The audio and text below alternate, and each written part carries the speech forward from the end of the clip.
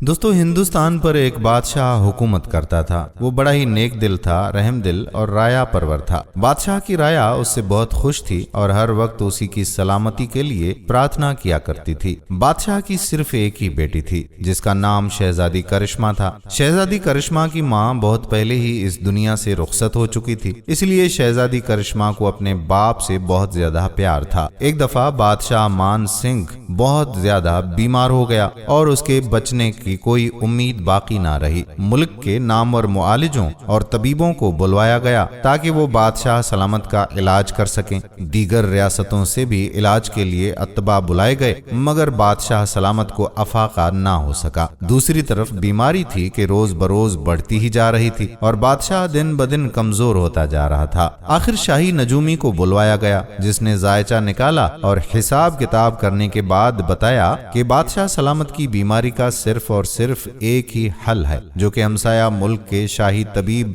चंदन को मालूम है। तबीब चंदन का शुमार उस वक्त नामी गिरामी तबीबों में हुआ करता था और दूर दूर तक उसकी काफी शोहरत भी थी। चुनाचे शहजादी करिश्मा ने तबीब चंदन को शाही महल बुलवा लिया। तबीब ने बादशाह सलामत का अच्छी तरह से मुआयना करने के बाद शहजादी को बताया कि बादशाह सलामत सिर्फ इसी सूरत में सेहतयाब हो सकते हैं जब इन्हें रियासत की सरहदों पर वाक़े पहाड़ी सिलसिले में वाक़े एक खास किस्म का पानी पिलाया जाए, और ये पानी बादशाह के महल से मगरिब की जानिब 10,000 किलोमीटर के फासले पर सुर्ख पहाड़ियों में सुनहरी बोतल में मौजूद है, जिसे हासिल करना आसान काम नहीं है क्योंकि उसके रास्ते में बड़ी मुश्किलात हैं जिनका मुकाबला कोई दिलेर, बहादुर और निडर इंसान ही कर सकता है। तबीब ये बातें बताकर खामोश हो गया। शहजादी करिश्मा ने ये सब मालूम करने के बाद तबीब चंदन को काफी इनामो इकराम से नवाजा और उसे अपने वतन वापस भेज दिया। अब शहजादी को दिन रात यही फिक्र सताने लगी कि सुनहरी बोतल में मौजूद पानी कौन लाएगा।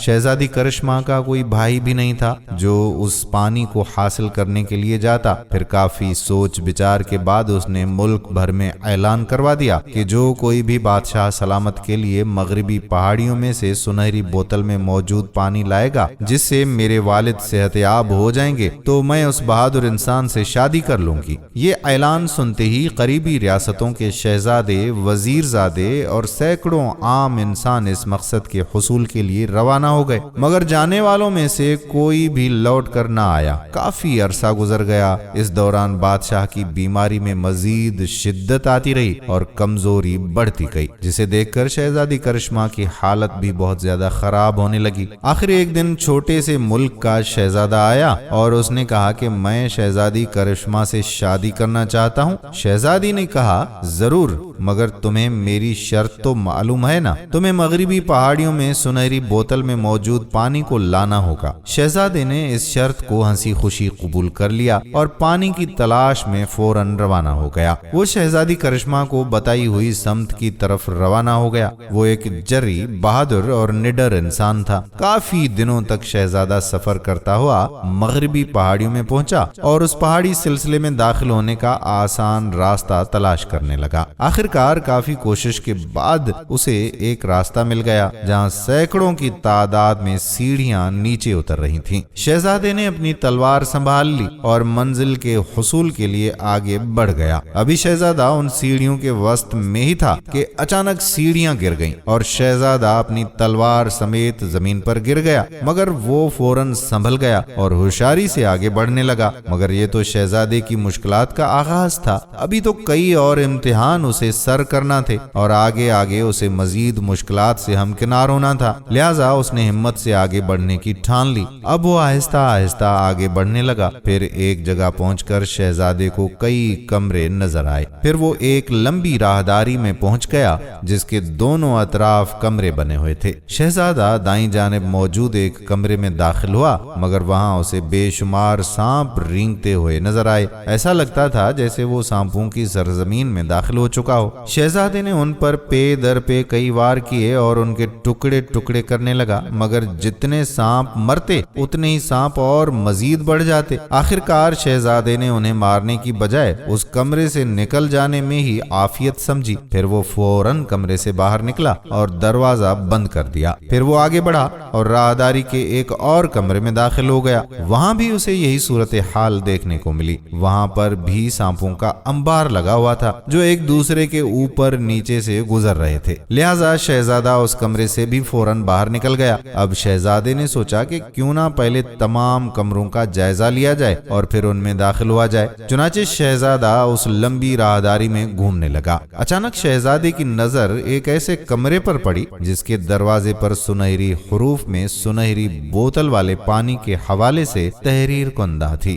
اب شہزادہ سوچ میں پڑ گیا، مگر شہزادی سے شادی کرنے کے لیے شہزادہ کچھ بھی کرنے کے لیے تیار تھا، لہذا وہ تلوار سونت کر اس کمرے میں داخل ہو گیا۔ اندر پہنچتے ہی شہزادے نے دیکھا کہ وہاں پر ایک نہایت باریک پل ہے اور اس پل کے پار اور دروازہ ہے۔ اس کے علاوہ ارد گرد اور کچھ نہ تھا اور کمرہ بھی خالی تھا۔ شہزادہ اس پل پر چڑھا اور بڑی احتیاط سے چلتے ہوئے دوسری جانب موجود دروازے تک پہنچ گیا۔ دروازہ کھول کر شہزادہ جلدی سے دوسری جانب نکل گیا۔ وہاں شہزادے کو چند سیڑھیاں نیچے کی طرف اترتی ہوئی نظر آئیں۔ شہزادے نے ان سیڑھیوں کو بھی جلدی سے عبور کیا تو آگے ایک تہہ خانہ تھا۔ وہ تہہ خانے میں داخل ہو گیا جہاں پر گھپ اندھیرا تھا۔ اس نے اپنے تھیلے میں موجود پتھروں کی مدد سے آگ جلا کر وہاں پر روشنی کا بندوبست کیا، جس سے تہہ خانے میں کچھ روشنی ہو گئی۔ پھر اس نے آگے کی طرف دیکھا تو وہاں ایک بڑی متحرک دیوار تھی جو خودکار طریقے کے تحت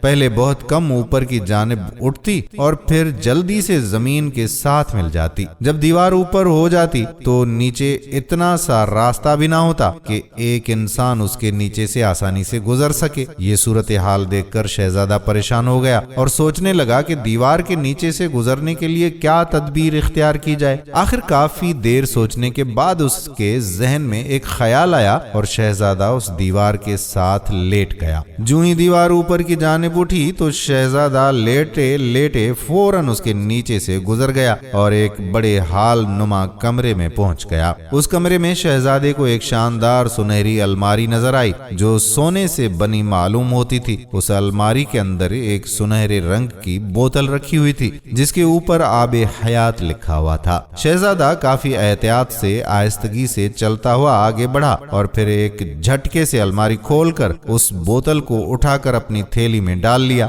سنہری بوتل میں موجود آب حیات حاصل کرنے کے بعد واپس آتے ہوئے بھی شہزادے کو انہی مشکلات کا سامنا کرنا پڑا، مگر چونکہ وہ پہلے ان مشکلات کا سامنا کر چکا تھا لہذا واپسی پر اسے اتنی زیادہ تکلیف نہیں اٹھانی پڑی اور وہ بہادری سے ان کا مقابلہ کرتا ہوا بالآخر کامیاب و کامران اس جگہ سے نکل آیا۔ اس ہیبت ناک جگہ سے نکلنے کے بعد وہ تیزی سے پہاڑی سلسلے کو عبور کرتے ہوئے سفر طے کرنے لگا اور کچھ ہی دنوں میں بادشاہ سلامت کے محل میں پہنچ گیا۔ شہزادے کو زندہ سلامت دیکھ کر شہزادی کرشمہ بڑی حیران ہوئی، مگر پھر جب اس نے پانی والی سنہری بوتل دیکھی تو اسے حیرانی کے ساتھ خوشی بھی ہوئی۔ شہزادے نے جلدی سے آب حیات کو شہزادی کرشمہ کے سپرد کر دیا، جسے لے کر شہزادی کرشمہ فوراً بادشاہ سلامت کے پاس گئی اور اسے اپنے والد کو پلایا۔ بادشاہ نے جو ہی وہ پانی پیا تو وہ جلد ہی صحت مند ہو گیا۔ بادشاہ سلامت کی صحت یابی کی خوشی میں پورے ملک میں جشن کا سما ہو گیا، ہر طرف خوشی کی لہر دوڑنے لگی۔ پھر بادشاہ مان سنگھ نے شہزادی کرشمہ کی شادی شہزادے سے کر دی اور سب ہنسی خوشی زندگی گزارنے لگے۔ دوستو ایمانداری کے ساتھ کمنٹس میں بتائیے گا کہ کیا بچپن میں آپ نے دادا دادی، نانا نانی یا کسی بڑے سے یہ کہانی آپ نے سنی تھی؟ ہمیں بتائیے گا ضرور۔ آنے والی ویڈیو تک ہمیں اجازت دیجیے۔ اللہ حافظ۔